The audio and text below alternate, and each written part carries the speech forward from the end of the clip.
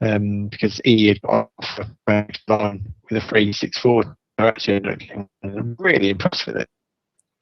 All right, you're breaking up a bit there, but I got the gist of that. Oh, yeah, it is. It's a nice little phone. Yeah, my dad uses one. He's quite happy with it. Right, let's see anything else. Interesting. Oh, I think that was Jason hanging up. I think his graphics driver crashed him. See if I can get him back. Hello. Oh, you're back. And clearer. Yes. Maybe with a delay. You still there?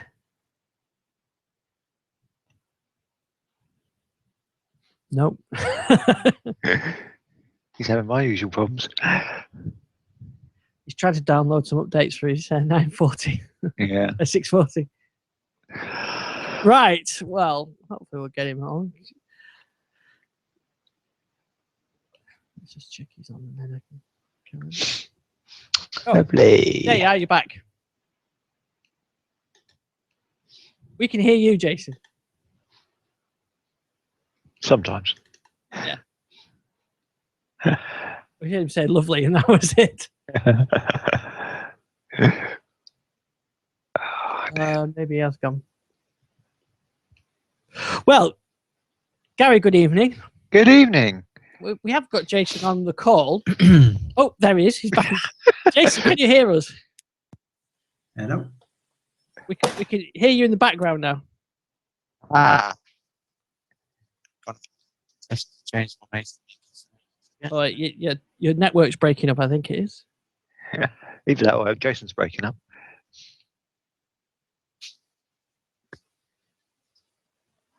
I think he's got a 1K bandwidth. When the graphics driver went, it's killed my my Surface dock. Yeah, we can hear your background mic, not your normal mic. That's better, I think. Yes, that's better. Right, let's try that again. Jason, Gary, good evening. Good evening. Good evening. Hello. Wonderful Intel graphics display drivers.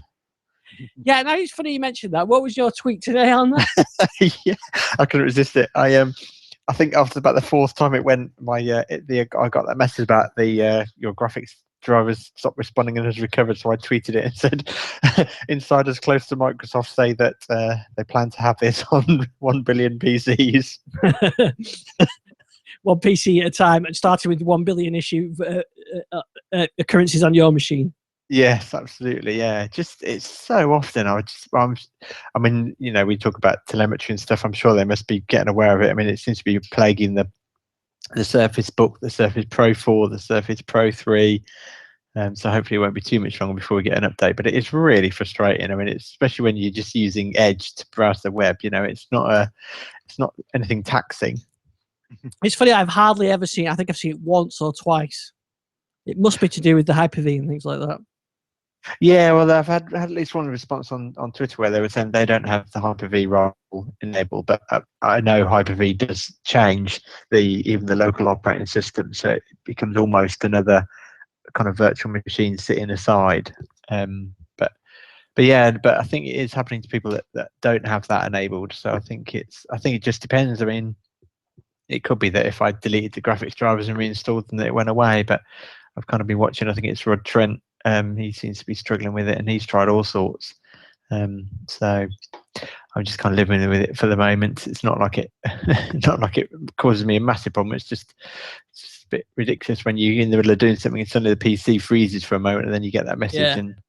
But at the same time, I mean, it's I've always said people slate Windows Vista, but Windows Vista was the version of Windows where they removed the print drivers and the graphic drivers from the kernel, because it used to be, do you remember the old Windows 3.1 days when the graphics driver crashed and you could drag a dollar box around the screen and slowly?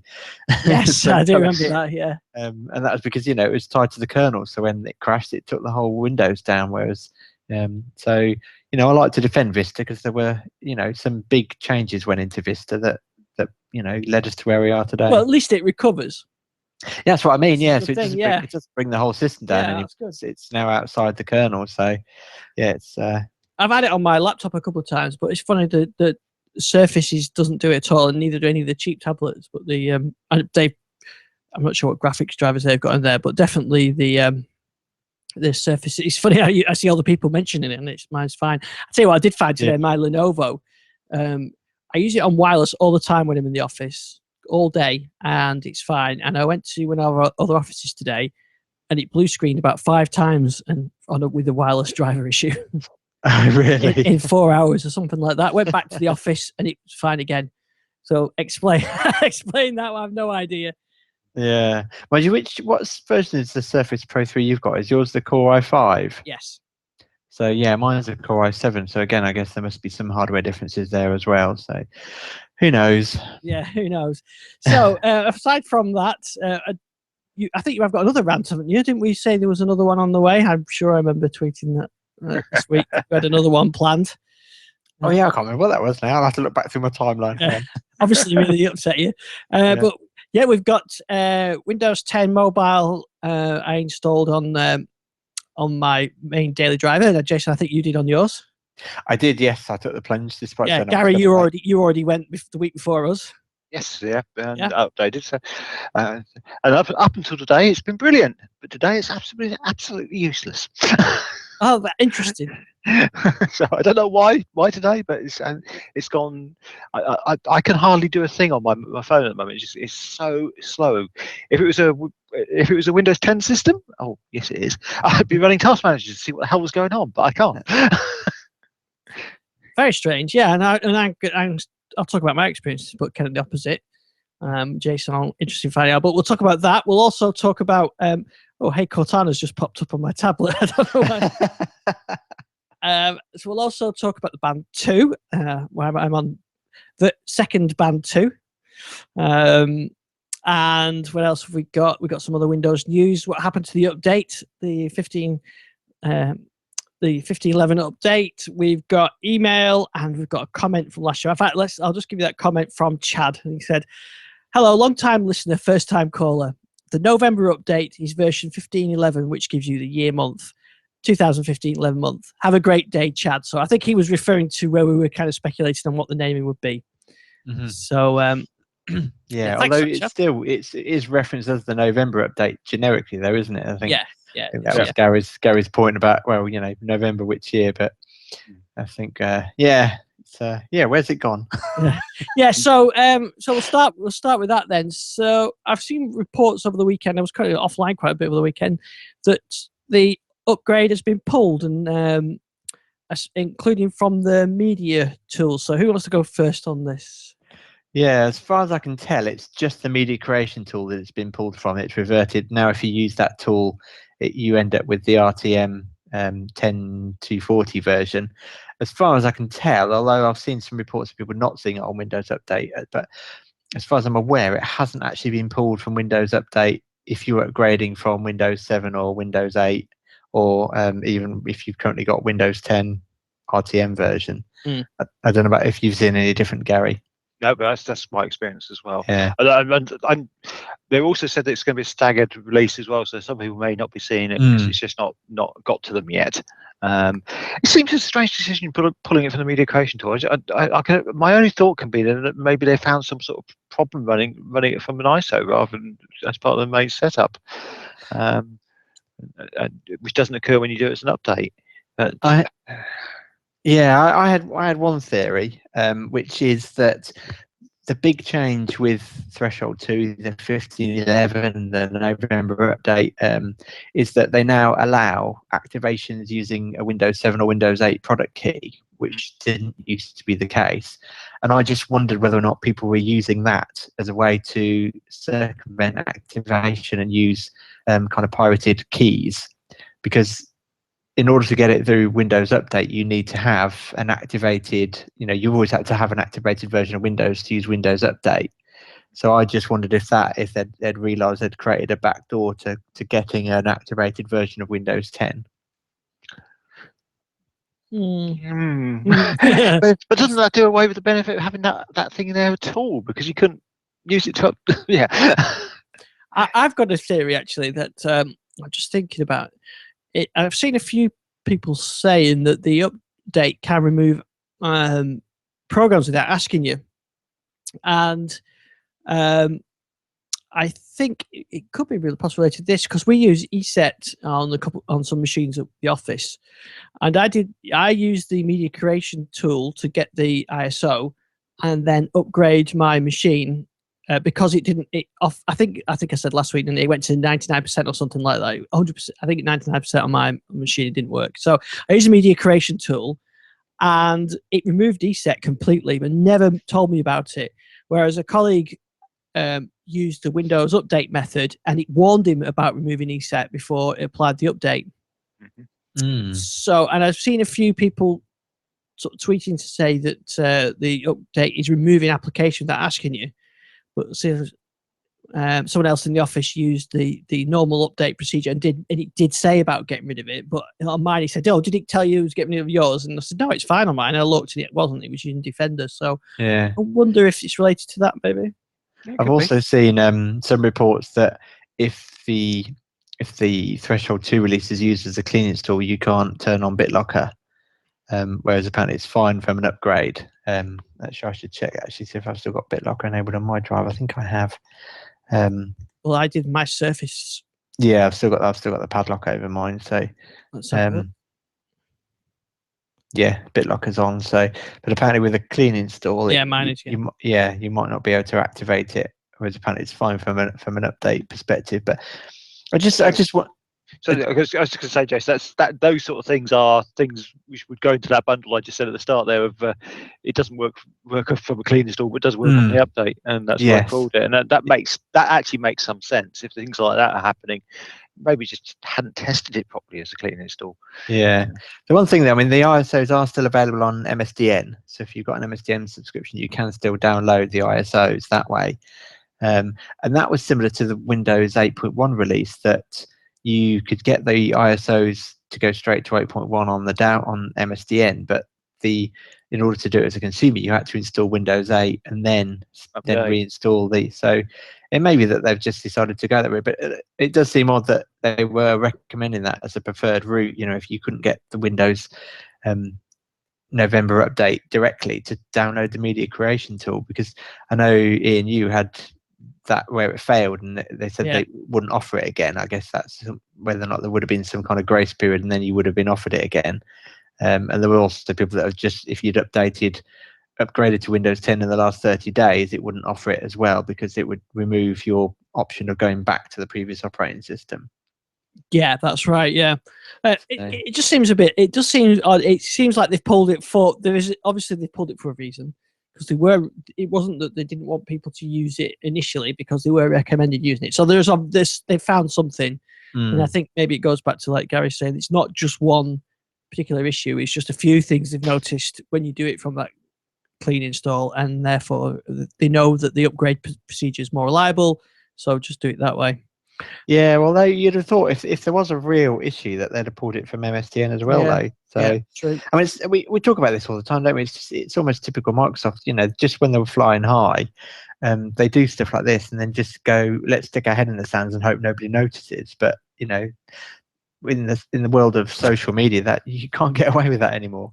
I noticed on because someone at work bought a laptop for themselves and they brought it into the office, usual thing, bring it to IT. How do you upgrade this? And they wanted Windows 10 on it, and it had 8.1 on it. And so we set the free upgrade off from the taskbar, and all the files it brought down were dated 30th of October.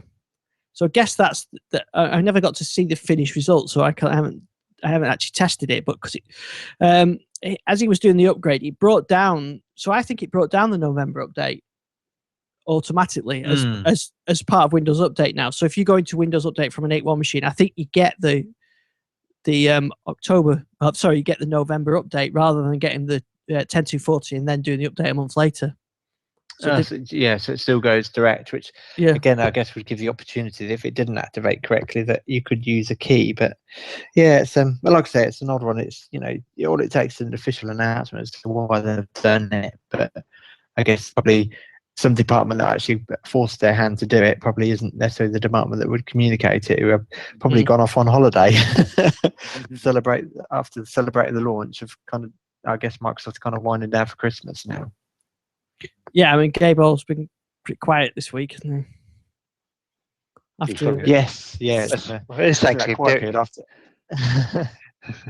after updating the Xbox One and Yeah. Windows 10 and potentially kind of insiders wise releasing the Windows mobile build. I think they've things have gone quiet. Now, talking of mobile builds, so Gary, you mentioned that you'd already done your update last week. So Jason, you took the plunge and went last week for the build on your release on your daily driver. Yes, yeah. I mean, I've seen people tweeting because the 950 had launched in the States, and the people were saying it was build 10586. So I was pretty confident that it was the final release. So yeah, as soon as Gabe mentioned it was available on the fast ring, I joined the Insiders program on my 930 and held my breath, downloaded it, waited for it to install, and I have to say it was absolutely seamless. I had the only issue I had was on the morning after the update, the phone stayed incredibly hot, and my battery was struggling to charge wirelessly, almost to the point where on the wireless charger it was almost depleting. Well, it was depleting quicker than it could charge. So I tried a USB cable, but it took a couple of times. But actually, all I ended up doing was literally just restarting the phone. So not a reset, just literally powering it off, powering it back on, and then it settled down. But yeah, I mean, all my apps were there, all the settings carried across. It was, we talked about how bad previously the upgrade experience had been between Windows 10 mobile builds, but for me, no, it was absolutely seamless, and the phones worked flawlessly. I've had one incident where the phone wouldn't turn back on from standby, and I had to use the hold down the power button and I think it's volume up to do a soft reset, just to get the phone back on. But apart from that, I've been really, really impressed. It's really, really quick. I had a couple of issues with, I think it was the messaging app, which crashed every time I went back to it, but then the next time it opened. But it's had a couple of updates, and that seems to have stopped happening. So, yeah, I think if I was a consumer, I'd be really happy. So, Gary, what were your experiences like during the upgrade?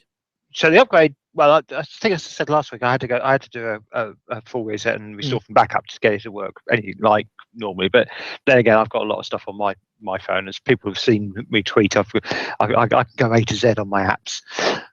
So there's a lot of stuff on my phone. And it's probably something in there was causing the problem.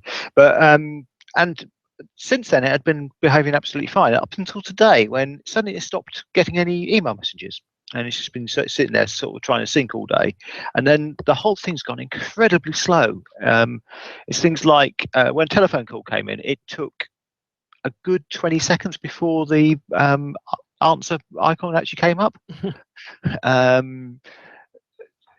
Equally, when I went to go to an answer phone message, it actually rang the answer phone, but it took ages for the keyboard to pop up. It's like almost a minute before the keyboard came up. So something is going on in the background, which is obviously slowing things down. And that's one of the things I was saying earlier, that obviously it is a window. It's a desktop operating system converted to a phone version. And we know that on desktop versions we do occasionally get rogue apps or things running in the background, or services which go a bit astray, but there's no way of telling what's going on. Whereas with the desktop, obviously you can look at Task Manager, you can see, or you can watch a performance monitor or something like that. You can see what's running.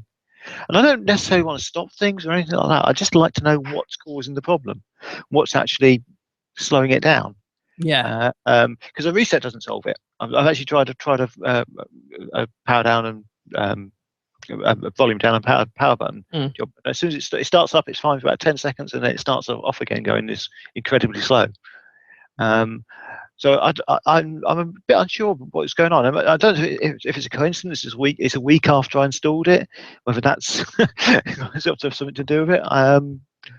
But I've also seen other people who've got the 950 complaining about similar things happening. So up until that, though, they've been really good. Only other thing I'd had was in the store, I've got 2 completely blank updates, which always crash every time they go in. And if I try and delete them, it crashes the store app. So I don't quite know what those are. The other thing I did do, which on the 735 was brilliant, was reduce the font and the sizing down from 200% down to 150%, which allowed me to have the four tile spread.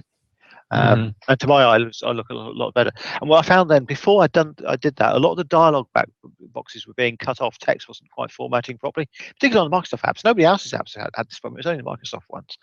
I don't know if they're trying to do some clever scaling and it isn't quite working.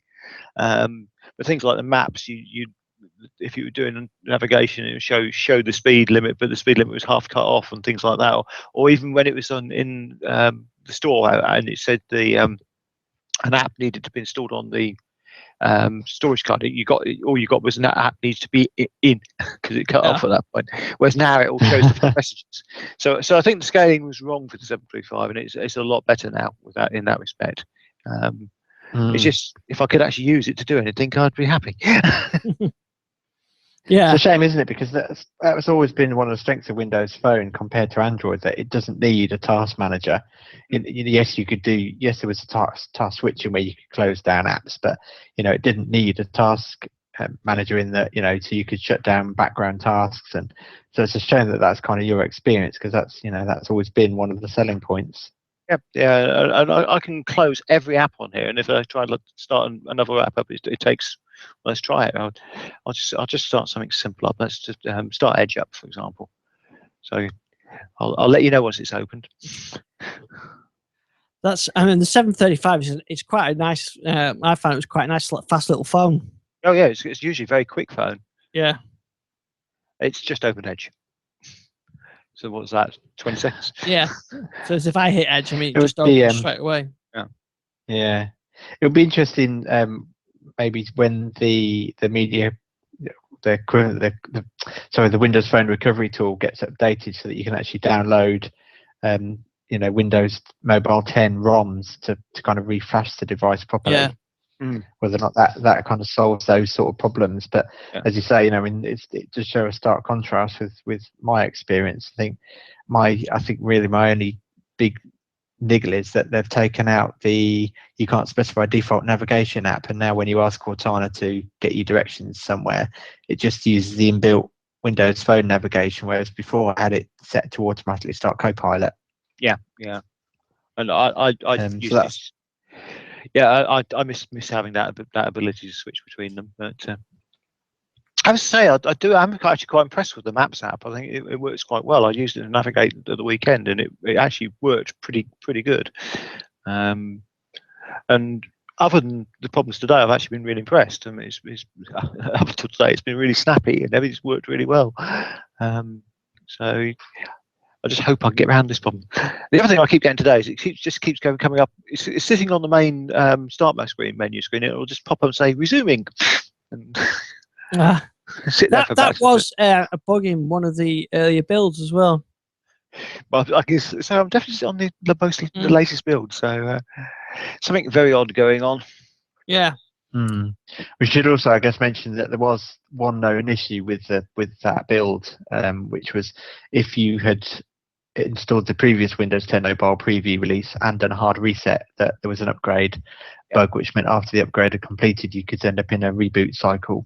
Which I did, but that was fairly easily overcome. So because there were good instructions to release notes how to get around it. Yeah, I wonder if that was the reason for the delay in terms of us actually getting it. I wonder if they were trying to find a fix. Because I got hit by that, and you really only had two options. You either used the Windows Phone recovery tool, or you did the power off. This was not on my Lumia 1520. It was on the 630. You have to do the power off, volume up, down, whatever. So it does an actual reset, a full reset, and then it was okay. So my experiences were kind of in the middle then of you two, because I did put it on Friday on the 1520, and the upgrade worked fine, except the store wouldn't work. And I think I've seen a few people with this. So the store wouldn't update any apps. The store itself was fine, but when you went to do updates, it didn't see any. And I think you said, Jason, there was something like 40 updates after the initial install. I had quite a few, Yeah, but mine was showing none. But then if you search for an app, say Outlook Mail, it would show that when you search for it, show that it needed updating. So you hit update, and it would update and do the install. But then if you did a search again, it would still say it needed updating. And if you went to install another app, say the Microsoft Health app, it would say installing, but it never actually installed. And there didn't seem to be. I tried to reboot a few times, and there was no fix for this because you can't. The store needed fixing. Maybe an update to the store would fix it, but you can't fix it because the store won't update. So yeah, so I did a reset anyway, and once I did the reset, everything was fine. Then it brought all the updates. I think there were 42 updates. It did all that, and on Friday after. I did it on Friday morning, I think. On Friday afternoon, I noticed it was running warm. Not hot, but warm. Now, normally the 1520 is cold to touch. If you're not wireless charging it or anything like that, it's fairly cold to touch, but it was quite warm. And the battery seemed to be going down quite fast. And normally the battery is really good on the 1520, and you could probably get 2 days on it. Saturday, I noticed, again, it was warm. But the battery was doing okay. But whereas perhaps after a full day, I'll be at 50%, it was at, say, 30% or 25%. Sunday, it changed. It just it ran cool. And now the battery is as good, if not better, than it was before I put the upgrade on. So I've no idea what changed. I've not uninstalled anything. I've not wiped anything. It's just worked. And today... And yesterday it's run cool. I mean, now it's running it's got 64% now, and it's been on all day. And it's probably got I don't know what it says, another 11 hours remaining. So I'm getting really good battery life out of it now. So something has fixed it. So everything seems to be working now, apart from every now and again it stops push notifications to the band, and then perhaps if you repair the Bluetooth, it seems to come back on, but it doesn't do it very often. I've only probably done that twice since Sunday, and I know other people are having Bluetooth issues, but I've been using it in the car since Friday, and it's been fine. So everything just seems to work on it, so it's working really well now. I have had a couple of times I had to reboot. I think this was on Saturday a few times when Cortana would stay on. I don't know if you've seen that, where the Cortana screen stays on and it won't turn off. You've actually got to hold the power buttons to get it to turn off. It's not crashed.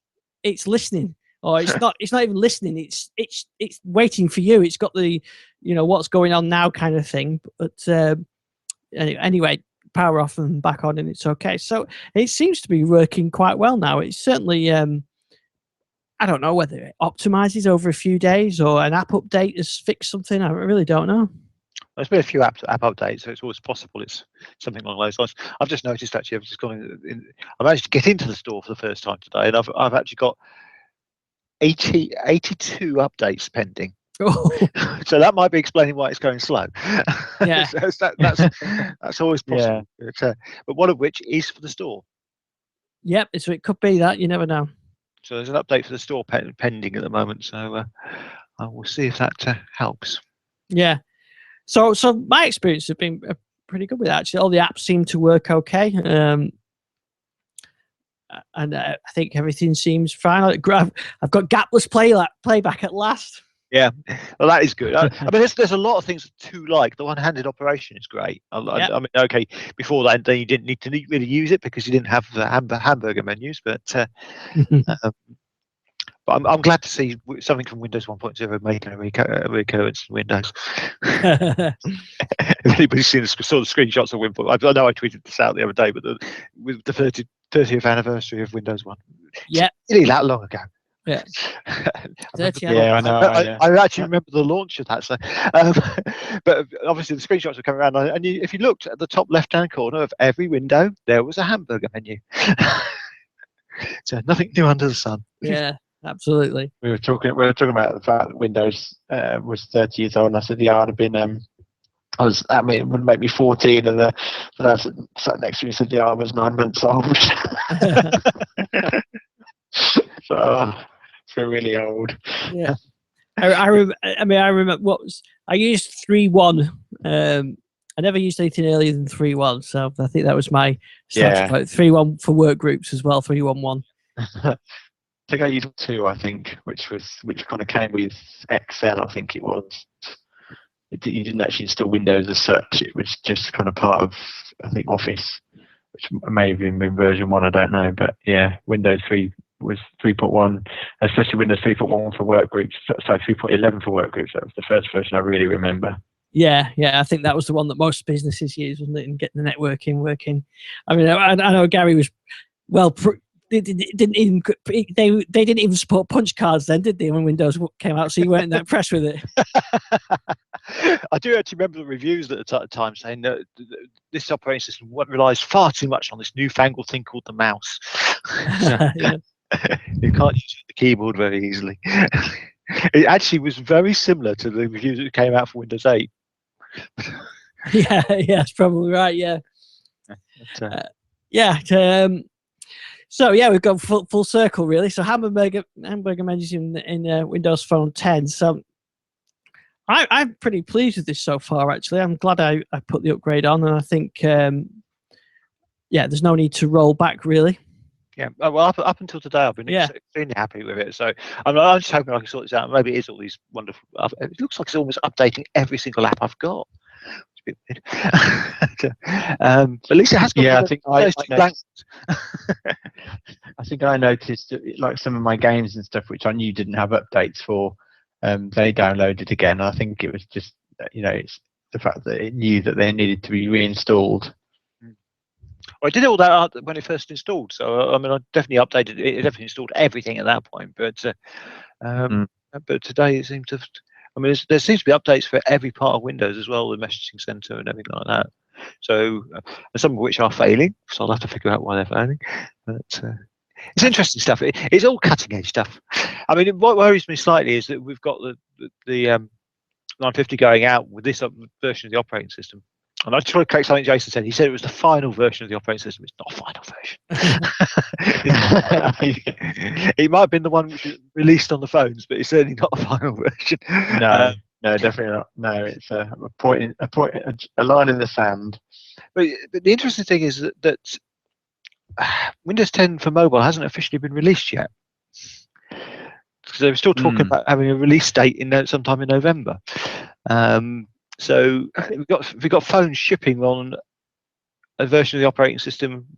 Now, where have I heard this before? Xbox One. I seem to remember that. Yes.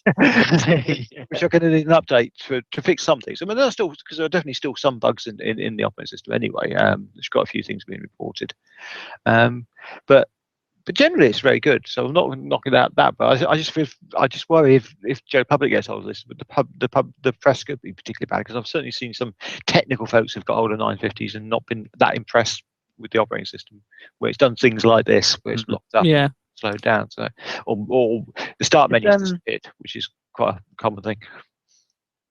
Is there due to be like an associated firmware release? So when we used to trial, albeit they were pretty much final versions of OS updates, but when it was like the developer preview program for Windows Phone 8.1, and it was always the operating system but not the drivers.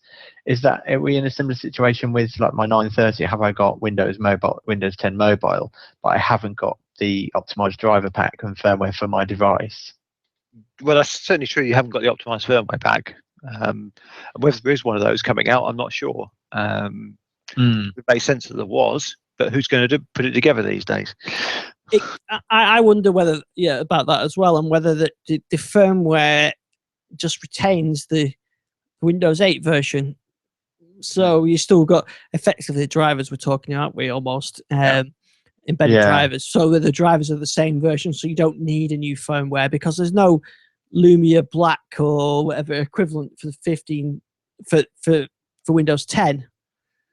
So I don't know, but if you go on the Windows 10 page for phones, they only list a very small selection of phones as being getting the upgrade soon, don't they? I think it's a 640, the 930. I think the 635. There's only, I think it doesn't mention the 1520, and there's quite a few. Phones well capable of running it, obviously, because I am running it. But maybe that's why they're doing that controller. And there's no upgrade for HTC devices. So maybe these firmware changes are included in the inside of previews, and that's why they're only available for the Lumia. Yeah, I was just going to say, obviously at this point we haven't heard any talk about Windows 10 Mobile for non-Lumia devices in terms of when that might actually ship, because they were never part of the preview program. No, Sorry, I wouldn't if they'll ever. I wouldn't surprise me if they never get it. Controversial. I mean, HTC have got a lot on the plate staying afloat, aren't they, with Android phones? True. Yeah, true. Very true. I mean, I think we're going to see some third-party Windows 10 devices. Yeah. Quite a few of those already been announced. But yeah, in upgrading older phones to it. And we're getting to that point again now. So if you drag these things out long enough, people will change their phones. Yes, that's it, yeah. Yeah. If you get to 2 years down the line, most people don't keep a fair phone longer than a year and a half. Well, certainly not in this country anyway, because of the way the contracts work. So those older HTCs and that will probably be replaced. Yep, they'll be on my shelf of dust. And with the things like the 550 coming out, which is quite a good replacement for those lower end phones, and there'll be there will be absolutely loads of third party Windows 10 devices. You can already see a lot of the Chinese manufacturers are starting to churn them out. So, and there'll be a lot of dual ROM stuff as well, Android or Windows Phone. You make your choice, because the licensing is just very attractive. Now I did see the 950 and the 950 XL aren't supported on the Windows Insider program yet. No. Which is a bit odd, but yeah. So I think technically the build that ships on the 950 950 XL is 10.586.0, whereas the ones I'm running now and you're running is the .11. Yeah. So it's a later patch version. So I guess they've got to get some kind of update out for that at some point. So they must add that. They must add those to the Insider preview, because you don't want to have the 950 and 950 XL waiting 6 months or a year for your carrier to approve the fixes, when essentially, as you said before, they're running pre-release software. Yeah, I'm interested to see that. Okay, so I've got a 950 XL on pre-order, so I'll see how that goes. I've got to say though, there's not very much wrong with this 950, this 1520 at the moment. But although my buttons the backlit buttons aren't backlighting anymore. You see, maybe you do need that hardware pack. Yeah, I mean, no, it's actually a physical fault. Oh, right. Yeah, so yeah, because if you twist it slightly, they come back on. All right. Okay, we'll let you off that one then. Yeah. So I think that's the phone telling me it's due for due for an upgrade. So we'll see. Well, obviously won't have it for next week's show, but I will have it for the week after. So we'll see. But really, for me, this is a big crossroads now. It's the 950 XL, or I go to some Android or something like that. So it's got to be, it's got to be right for me, because it's an expensive phone. And I think I can live with the apps that are missing, whatever I can live with. So I'd be happy with that. And to be honest, the way this 1520 is working, I think it's really nice. So, and we are getting a few more universal apps, haven't we? I think there's a couple of American banks. So one of the big American banks has launched one today. There's what's the what's the remote support tool called? I forgot what it's called. Blanked on it now. What go to my PC? It's one of them. I can't remember which one it is now. But anyway, they've launched a universal Windows app. So we've seen a few recently, haven't we? So I'd like to see a few more. Like we saw the BBC one. I'd like to see a few more, and then that would close the app gap. Yeah. So one exciting thing which happened on that, I don't know if you saw, Microsoft had their big Connect event last week, which is this sort of a developers event online, like a mini build almost. But they actually seem to make more announcements on Connect than they actually do a build. And one of the things they were talking about there was a sort of slightly renewed partnership with Xamarin, with more integration into Visual Studio. And one of the things Xamarin announced was that they're now supporting, well, at least in public preview, developing Xamarin Forms apps for the Universal App Platform. So you can if you can write one app across iOS, Android, and the Universal App Platform, which gives you then both desktop and tablet and phone, which for me means that virtually all my apps can be converted across to Universal App Platform in a matter of a couple of hours. For each one, so it's quite an impressive feat. I mean, there's some things which need to be tweaked still on it, but it's certainly very, very close. But that's quite exciting, the way that they did that, and a lot of cross-platform stuff in that set of announcements. And they certainly made the Universal App Platform seem very attractive in that announcement, with the way they demoed it and some of the things they showed, and the store for businesses and quite a lot of things which are. I can certainly see it being a very attractive proposition for businesses who want to do an line of business applications. Okay. Yeah, that's. I think those the iOS apps is what make difference. If we start to see a few of those, and we talked about that Facebook one, and although I have heard conflicting reports saying that isn't an iOS port, but anyway, if we see some of those, that would be good to see, and maybe that if it's easy enough for banking companies and whatever just to recompile their iOS apps, then that'll be great. I guess that will solve a lot of the issues. But it's the appeal of having being able to target all of Windows, especially Windows Desktop, isn't it? That I think that might just push it over the edge. They're not Windows Mobile is such a small Windows 10 Mobile, such a small market that they're not bothered about that. But pushing it to desktop, and then it's worth it. Yeah, I think it's the idea of you write one app. You don't have to write multiple apps, so you haven't got to have multiple development teams, etc., etc. So I think if you structure it right, and certainly very impressive. And there was a brilliant demo at Future Decoded. My friend Mike Talty did. Mike's always a very good guy to watch doing. But he basically took an app to control one of these Sphero robots, do much Sphero ball things. And he had it running in Windows 10 on a tablet. He then got it running on a Raspberry Pi, which was in a sort of like an arcade box with buttons. So he was pressing red, green, and yellow, blue buttons to change the color of the Sphero. And he also then got Cortana controlling the Sphero, all from the one app, one code base. So it shows you the real power that you can do. And he obviously then had it running on the phone as well. So yeah, very, very, very powerful stuff. Yeah, I think there's plenty of potential. It just needs to be realised. That's the only thing. Yeah. You know, they've got to get a few of these key apps out there, and you know, I think it's not the big apps; it's the small ones that are just personal to you, and that's the problem, isn't it? Yeah. Now we've got an email in from Richard Paris on a slightly different subject, so I'll read that out. He says, "Hi, Ian, Jason, and Gary. I'm hoping the Xbox One might provide to be the replacement for my trusty Media Center PC when the DVR functionality comes out. However, there's a potential deal breaker for me. Can you reorder the channels in the One Guide? I can't stand seemingly random order of the channel preview, so I have reordered them in Media Center on my TV. I also hide the ones I never watch, as well as the duplicate SD channels.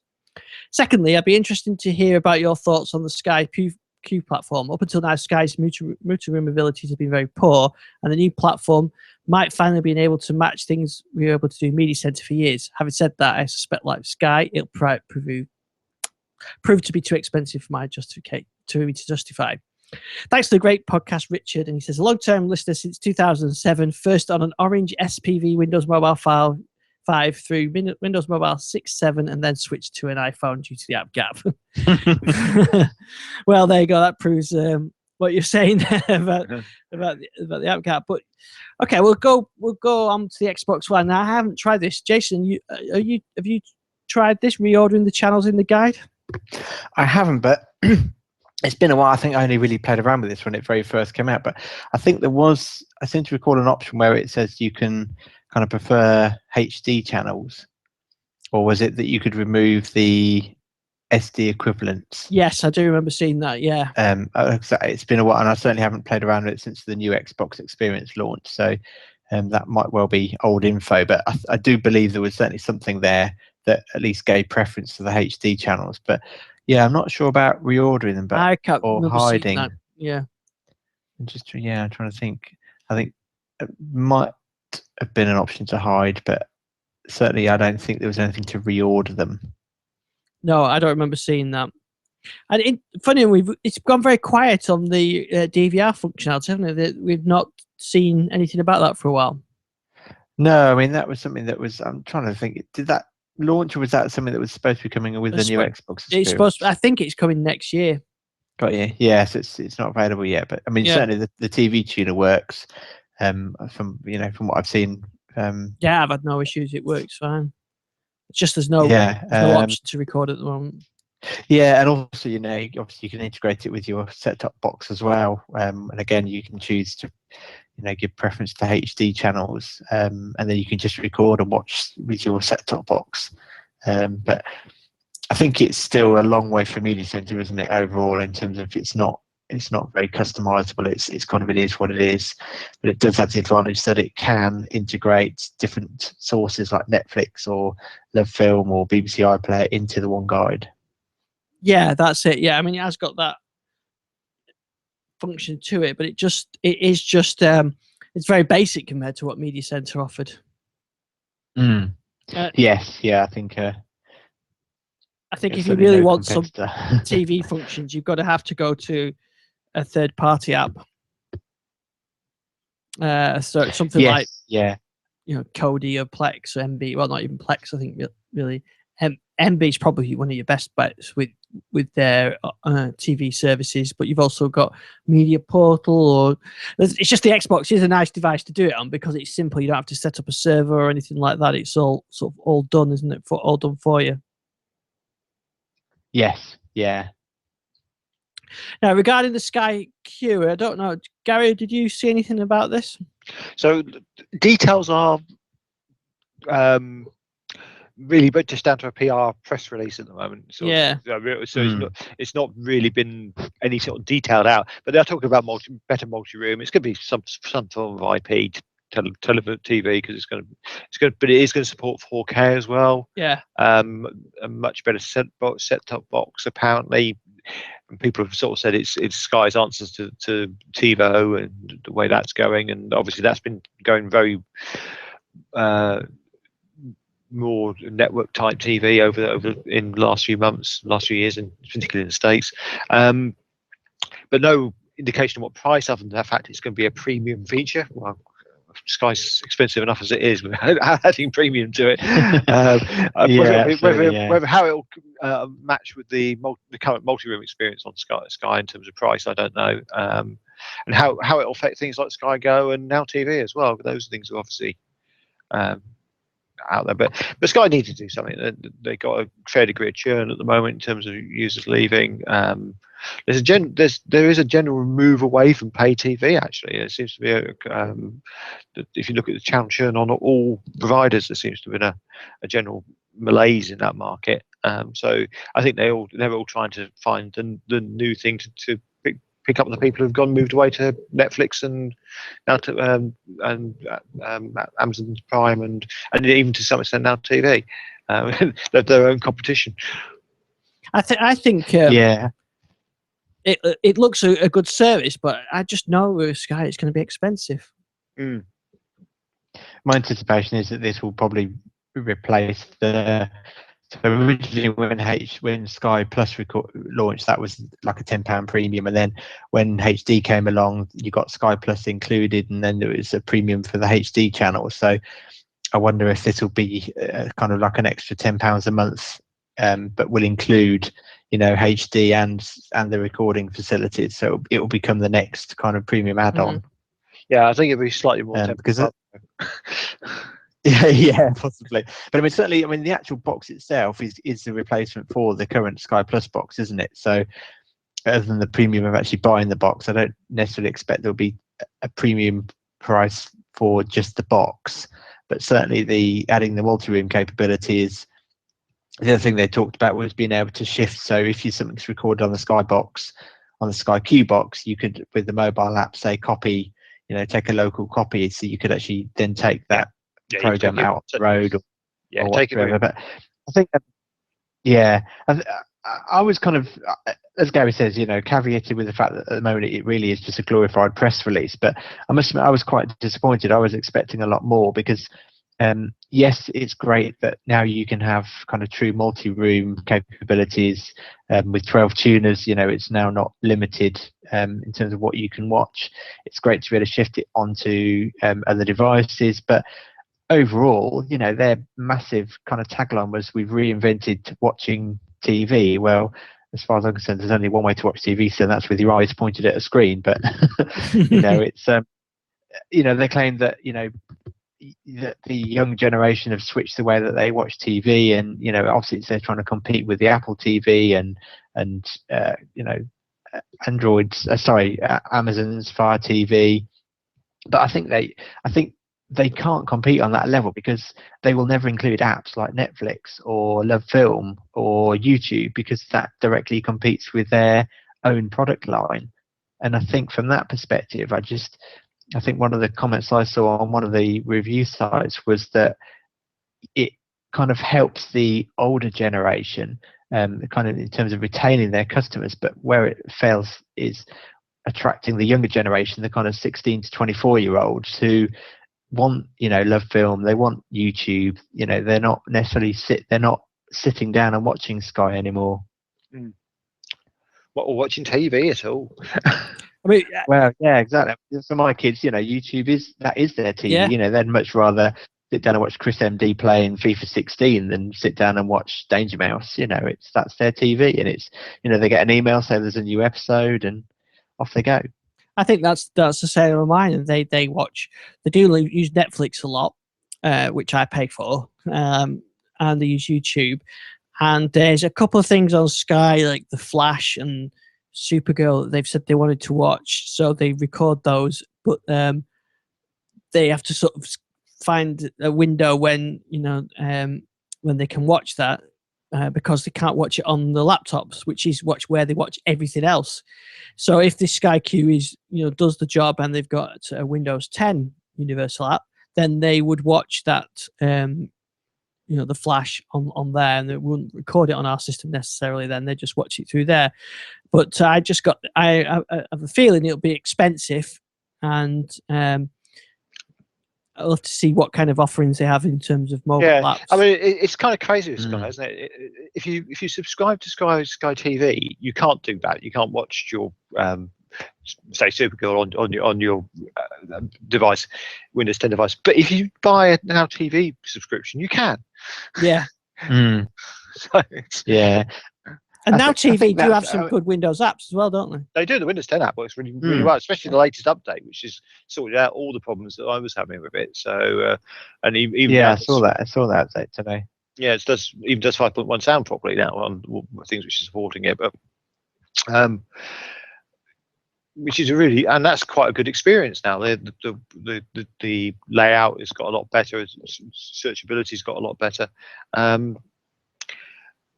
But it is weird that you just haven't got that as an option as a Sky subscriber unless you pay extra. So the revolution that I was expecting from Sky was that kind of the Now TV would eventually kind of become their offering, because it's IP based, it's streaming, it would directly compete with Netflix and I love Amazon instant video. It's because the one thing Sky does have is they do own the content. Literally, if they get all the major films ahead of everyone else. So that for me would be that's the revolution I expect from them, that they transition themselves into being a streaming TV service with the best content, that because you haven't got the overhead of satellites and whatnot, that you can offer a bit more of an a la carte style subscription service that makes it more competitive. Because I think I was tweeting the other day, Sky, the full package of Sky is like £75 a month. That's like £900 a year. That's a heck of a lot of money, even without premiums of the Sky Q service that's coming. So yeah, I mean that's where I think Sky's going to ultimately end up having to go. I think they're going to have to, like many of the free channels, are just going to have to transition into an IP based service. Yeah, I think one of the difficulties of that is that at the moment Sky own their delivery mechanism, obviously, and it's not possible to transmit high bandwidth broadband type things over satellite without the problems of lag coming into it. So they have got some real issues to overcome there, and they would have to rely on third parties to supply their broadband. At the moment, they rely on BT for that, BT Wholesale. Now, their relationship with BT isn't the best at the moment, especially with BT trying to steal a lot of their market. So it becomes an issue for them. Do they start building their own infrastructure? Because that's where obviously Virgin have an edge in that they've got the cable infrastructure. They're admittedly limited. Do BT go in to try and build their own? Sky go to build their own fibre or what? I mean, I certainly see what your point. I totally understand that's the way it's got to be. Because they are limited, obviously, on bandwidth on satellite. But it's a very tricky one economically for them. Yeah, no, I would certainly agree. I think, like I think the Sky Q offering looks interesting, but at the moment they couldn't compete with Amazon TV or Apple TV because I highly doubt they will allow Netflix and Amazon Instant Video onto their service. Now, we're kind of running out of time, but I did want to talk about the Band 2, but perhaps I shall go into a bit more detail next week. So I got my Band 2 last week, and I'm on my second one because I sent the first one back because I thought there was a problem with the battery life. So the Band 1, I wasn't using sleep time, so I just charged it overnight, put it on in the morning, and then I charge it when I went to bed, and it would be at 60% or something like that. So I could probably go 2 days without charge. Well, the Band 1, I was finding it was running out of charge by 10 or 11 p.m. using the same usage. So I asked a few people who got Band 2s, and they said no, they weren't finding that. So I did return it, but because it started its 14-day return period, so I ordered another one and got that today and sent the other one back today. But I got a feeling this battery is similar on this one. So it looks like the watch mode is taking a lot more battery than it did on the previous one. And I think it's got an OLED display on this band, which is why the screen is much, much nicer. I mean, it's a really nice screen. But I think watch mode is killing the battery. Now, if I get a full day out, that's fine with me. I mean, 60% was always fine.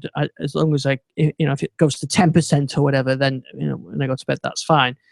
And there's a new mode as well. You've got watch mode, which is on all the time, but there's also watch mode with activation where it goes off, and then when you rotate your band, you rotate your arm, it switches it back on for you, which is apparently, I was looking at some of the forums, people were sort of getting 3 days of battery life when they did that. So I think that's probably what I'll do. But it's a bit disappointing that the battery would take such a hit on a feature that was so good on the previous band. But in terms of comfort, it's much more comfortable. The screen is much better. Very nice, clear, bright screen, and it seems very nice. I just had some issues with notifications, but I think that's down to Windows 10 Mobile, where I've had to like email notifications wouldn't come through, and you reboot your phone and then they'll come through, and you can reboot the band and it won't affect it. So I think that's down to Windows 10. It's just probably bad timing that I did the update on the same day as got the band really. Yeah. But it is very nice. Surprisingly though, I've got the original band, and I said to my wife, do you want to give it a try? And she said yes, and I was quite surprised actually, because I thought the original band is quite a male, bulky kind of thing, isn't it? It's not but anyway, I put a pink background on it for her, and she's been wearing it and she really likes it, so she's wearing it all the time now. So I couldn't go back to the band one even if I wanted to, because I've given it away rather foolishly. So but at least it's good that she's getting used to it. But she likes she's got it paired up with her iPhone, and it works perfectly. Apart from you've not got the Cortana thing, but it's working great for her. She's getting her notifications coming through, and she really likes it. So I think actually it makes even more sense. I think if you're like a woman with a handbag like my wife's, where the phone is always at the bottom of it under a million things, and so when you come to ring her, she's digging through a bag for phone, but at least you can see who it is now that she's not answering. Otherwise, she finds a phone. So, and if it's a junk thing, she can just ignore it. So, I'm surprised how well it's working for her, actually. So, we were a 3-band household now. So, anyway, so I'll probably talk about it next week when I've had more time with it. But to say, battery life, a bit disappointing. Comfort, excellent. Screen, Excellent. And So are the brightness settings on there you can adjust? Because obviously OLEDs are much more susceptible to Yeah, the brightness level. the brightness is, you've got 4 settings. You've got low, medium, high, or auto. But Yeah. if that only affects the display when you switch it on. So Right. that's with the color, and it's got Yeah. the notifications or whatever. The actual watch background has got no brightness setting. Now, hopefully that's a firmware that they could add that, so you could have maybe a very dim watch background, and then when you move your wrist, it brightens it up or something like that. But I think, I'm most of the time in the office at a desk, so it's not really like it's a problem for me. But I think if I was out for the full day, out at say 7 o'clock in the morning, and you'd be out till 2 o'clock in the morning, it would be flat at the moment. Whereas the band one wouldn't have done. But if I set the auto rotate option on, then it would last. So it depends on my situation. That there are ways around it. But to be sure, to be safe, I sent the first one back just to make sure, and we'll see what happens with this one. I only got it this afternoon, so I don't really know yet. I just wanted to mention one thing I've been playing with. Something I've been reviewing for Fascinating Tech. It's from XYZ Printing, and it's a 3D scanner. So it's a handheld 3D scanner, so you can scan 3D objects, which is great, and that's brilliant and really works well. But the really nice thing about it, from probably our point of view, it's also an Intel RealSense camera. Oh. Which means you can use Windows Hello with it, which is probably the cheapest way you can get hold of a RealSense camera in the UK at the moment. Right. Because it's about 130 quid for this thing. So it's I mean, it's a bit awkward because it's handheld, but it works. I sit it down on the desk beside me, and it actually works for Windows Hello, and then I use it for scanning. And it proves just how good Windows Hello is. So instantaneous recognition with me, regardless of whether I'm wearing my glasses or not. So that's really good. Excellent. Well, I'll look for that. So where can we find information on that? That'll be coming up on fascinatingtech.com and probably end of this week, start of next week, in our Christmas gift guide. And that's actually going to be one of the first winners of our Truly Fascinating Awards. So because it's a really good bit of kit for the money. Very impressive. I guess you could do similar things with just a straight RealSense camera, maybe even on Surface Pro 4, which is quite an interesting concept that you might be able to do 3D scanning with your tablet. But yeah, it's really, really well done, and the software which goes with it works really well as well. And we've also been reviewing their low-cost 3D printer, which is about £300, and works very well. So all that coming up on Fascinating Tech. And Jason, where can we find you ranting about things? You can find me on Twitter at DatabaseChase. I remember what my rant was. It was to do with the latest Star Wars Battlefront game not allowing. Oh yes, not allowing certain ages to play. And with no Scott Lovegrove breakage of the day or breakage of the week this week, I don't think. So no, sorry about that, Scott. So hopefully Scott will break something else, and we can talk about next week. Well, we should be back next Tuesday evening, 9 p.m. We won't have the 950 XL, I don't think, next Tuesday, maybe Wednesday or Thursday next week. You never know. And we'll find out how we get on with the band and the Bachelor Life. And so until next week, we'll see you. See you then on the podcast, Twitter, YouTube, everywhere else. Take care. Yeah. Cheerio. Excellent.